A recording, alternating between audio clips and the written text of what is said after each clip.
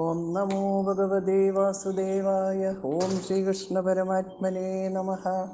എല്ലാവർക്കും നമസ്കാരം. ശ്രീമദ് നാരായണീയം ദശകം 2 ശ്ലോകം 2. ഒന്നാമത്തെ പദ്യം കൊണ്ട് ഭഗവത് രൂപത്തിൻ്റെ ഉത്തമാംഗം പ്രധാനമായിട്ട് വർണ്ണിച്ചു. ഇനി രണ്ടാമത്തെ പദ്യം കൊണ്ട് അപരഭാഗം പ്രതിപാദിക്കുന്നു.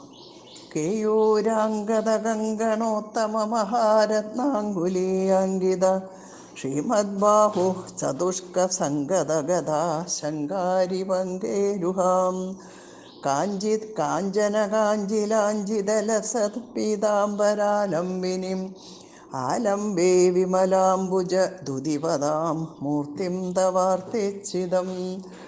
കേയൂരാംഗത കങ്കണോത്തമ മഹാരത്നാങ്കുലീ അങ്കിത ശ്രീമദ് ബാഹു ചതുഷ്ക സംഗത ഗതാ ശങ്കാരി പങ്കേരുഹാം കാഞ്ചിത് കാഞ്ചന കാഞ്ചി ലാഞ്ചിതലസത് പീതാംബരാലംബിനീം ആലംബേ വിമലാംബുജദുതിപദാം മൂർത്തിം തവ ആർത്തിച്ചിതം.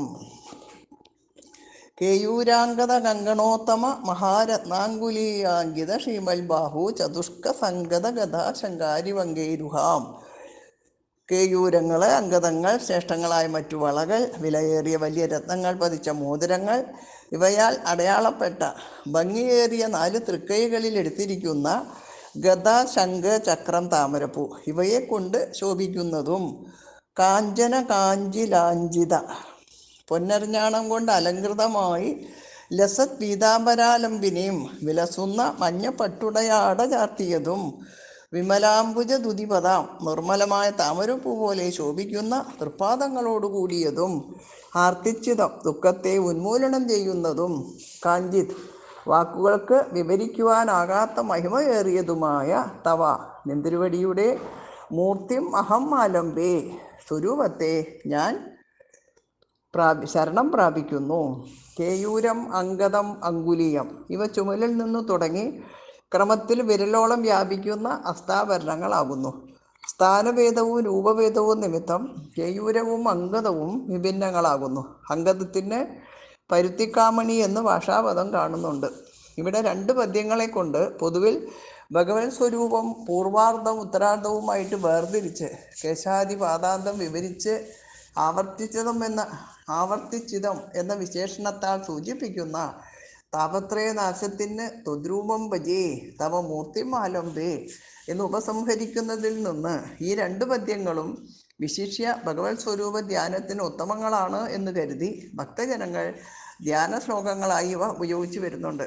ഭാഗവതത്തിൽ കപിലമൂർത്തിയായ ഭഗവാൻ അമ്മയായ ദേവഹൂതിക്കും നാരദമഹർഷി ബാലനായ ധ്രുവനും ഉപദേശം നൽകുന്ന സന്ദർഭങ്ങളിൽ ഈദൃശമായ കേശാദി പാദാന്ത വർണ്ണനം നിബന്ധിച്ച് കാണുന്നതിനാൽ ഈ രൂപവർണ്ണനം ശരിക്കും പുരാണ രീതിയിലാണ് എന്ന് മനസ്സിലാക്കാം. കേയൂരാംഗത കങ്കണോത്തമ മഹാരത്നാങ്കുലീയാങ്കിത ശ്രീമദ്ബാഹു ചതുഷ്ക സംഗത ഗതാ ശങ്കാരി പങ്കേരുഹാം കാഞ്ചിത് കാഞ്ചന കാഞ്ചിലാഞ്ചിതലസത് പീതാംബരാലംബിനിം ആലംബേ വിമലാംബുജദുതിപദാം മൂർത്തിം തവാർത്തിച്ചിതം. കേയൂരാംഗത കങ്കണോത്തമ മഹാരത്നാങ്കുലീയാങ്കിത ശ്രീമദ്ബാഹു ചതുഷ്ക സംഗത ഗതാ ശങ്കാരി പങ്കേരുഹാം കാഞ്ചിത് കാഞ്ചന കാഞ്ചിലാഞ്ചിതലസത് പീതാംബരാലംബിനിം ആലംബേ വിമലാംബുജദുതിപദാം മൂർത്തിം തവാർത്തിച്ചിതം.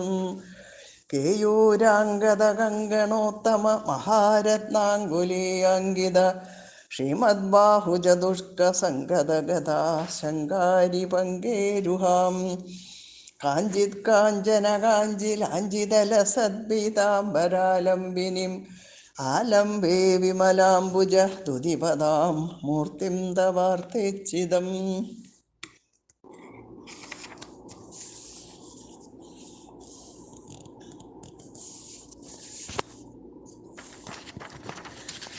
ഇവിടെ ഇപ്പോൾ 2 ശ്ലോകങ്ങളായിട്ട് വർണ്ണിച്ചത് സൂര്യനേക്കാളും ശോഭയേറിയ കിരീടം, ഗോപിക്കുറി ചാർത്തി മിന്നുന്ന നെറ്റിത്തടം, ദയ കവിഞ്ഞൊഴുകുന്ന കണ്ണുകൾ, കുളിർമയുള്ള പുഞ്ചിരിപ്രകാശം, മനോഹരമായ മൂക്ക്, കവിൾത്തടങ്ങളിൽ പ്രതിഫലിച്ചു തിളങ്ങുന്ന മകരകുണ്ടലങ്ങൾ, കണ്ടത്തിന് ശോഭ കൂട്ടുന്ന കൗസ്തുഭം എന്നിവയാലും വനമാല, മുത്തുമാലകൾ, ശ്രീവത്സം എന്നിവയാലും പ്രകാശിക്കുന്ന നിന്തിരുവടിയുടെ സാക്ഷാൽ വൈകുണ്ഠ രൂപത്തെ ഞാൻ നിരന്തരം ധ്യാനിക്കുന്നു. ഒന്നാമത്തെ ശ്ലോകത്തിൽ. ഇനി രണ്ടാമത്തെ ശ്ലോകം.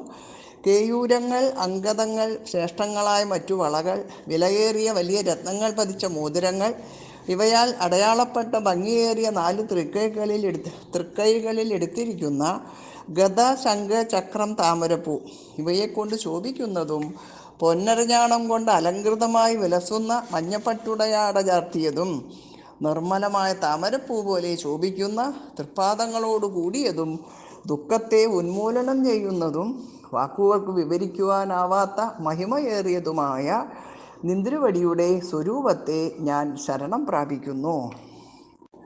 സർവത്ര ഗോവിന്ദനാമ സങ്കീർത്തനം. ഗോവിന്ദ